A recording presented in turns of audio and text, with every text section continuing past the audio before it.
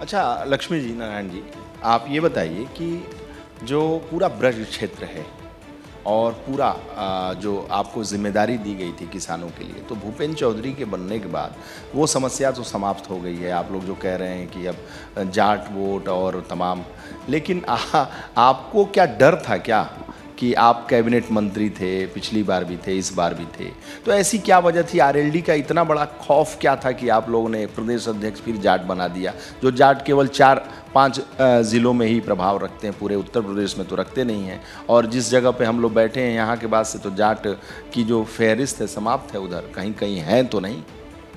नहीं, भूपेंद्र जी के जहाँ बनने का सवाल है, भूपेंद्र सिंह जी शुरू से संगठन के व्यक्ति हैं। जिला अध्यक्ष रहे हैं, क्षेत्रीय अध्यक्ष रहे हैं और अब प्रदेश अध्यक्ष हैं।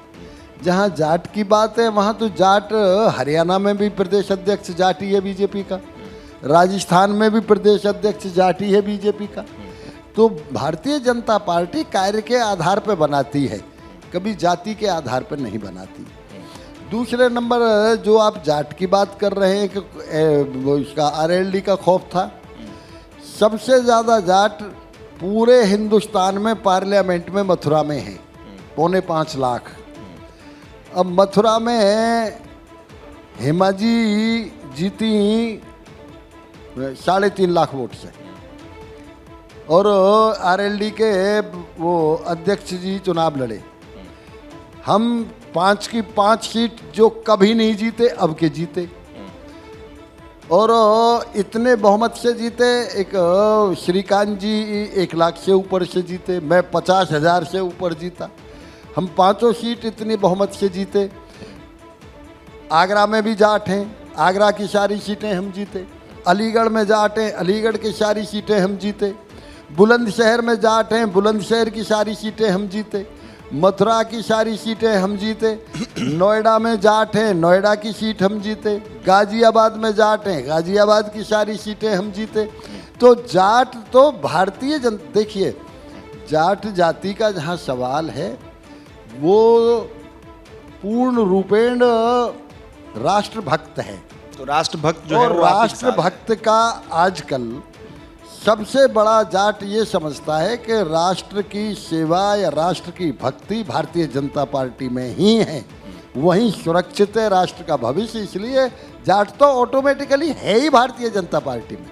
तो जिस तरीके से आप मुलायम सिंह जी की तारीफ कर रहे थे, निश्चित रूप से वो बड़े नेता थे और जो अंतिम संस्कार में जो भीड़ दिखाई दी उससे साफ जाहिर होता है। आप ये बताइए कि जो मुलायम सिंह जी के देहावसान के बाद जो अखिलेश यादव को सिंपैथी वोट मिलेगा, वो ब्रज क्षेत्र, ये सारा इलाका उनसे ही संबंधित है आसपास का, तो इसका इम्पैक्ट कैसे होगा? लक्ष्य 80 का संधान कैसे कर पाएंगे आप?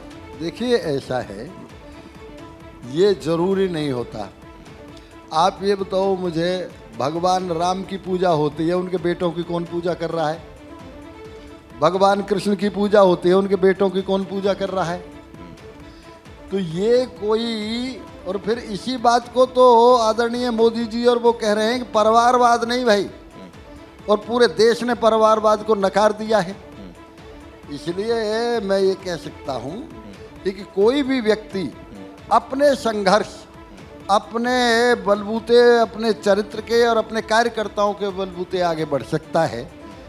ये किसी की बपौती और किसी की जायदाद नहीं है राजनीति। ये जनता अच्छी तरह से समझ चुकी है, जनता जानती है। लक्ष्मी नारायण जी, परिवारवाद का आप बात कर रहे हैं, तो परिवारवाद केवल नारा है कि हकीकत भी है? अब परिवारवाद तो आपको दिखाई दे रहा है कि देश ने कैसे नकारा है।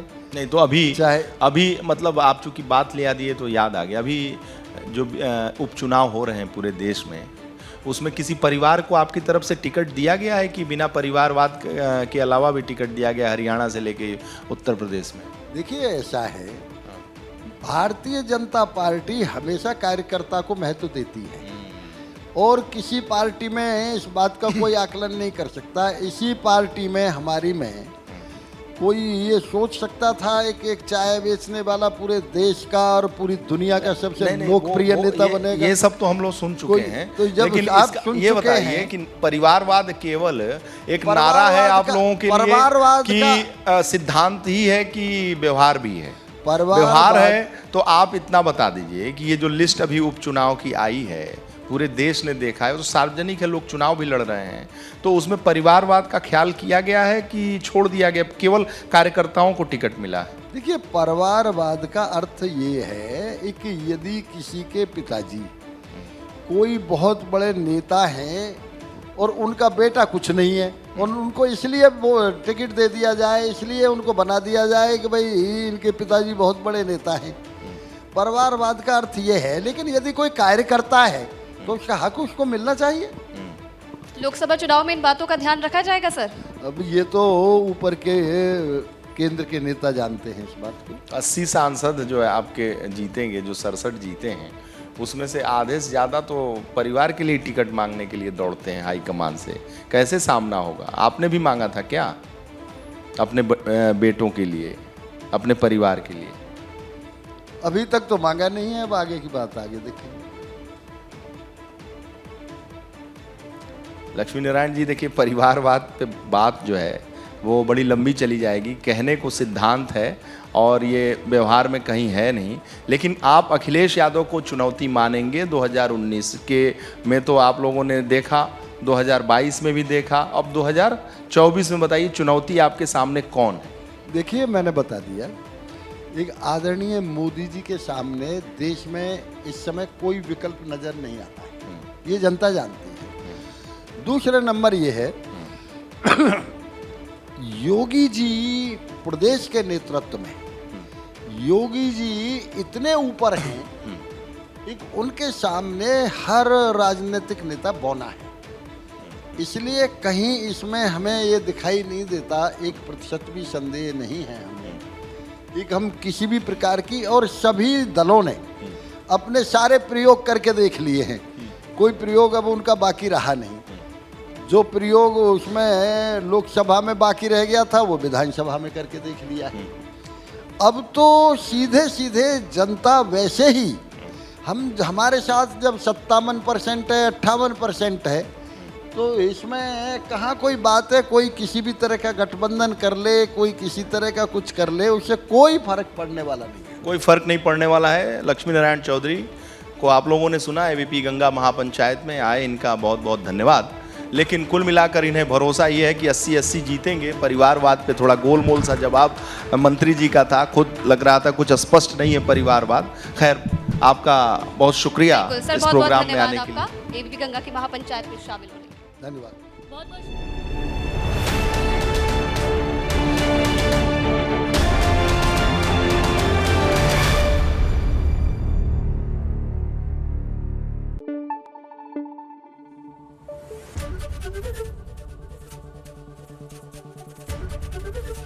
एबीपी गंगा, खबर आपकी, जुबान आपकी।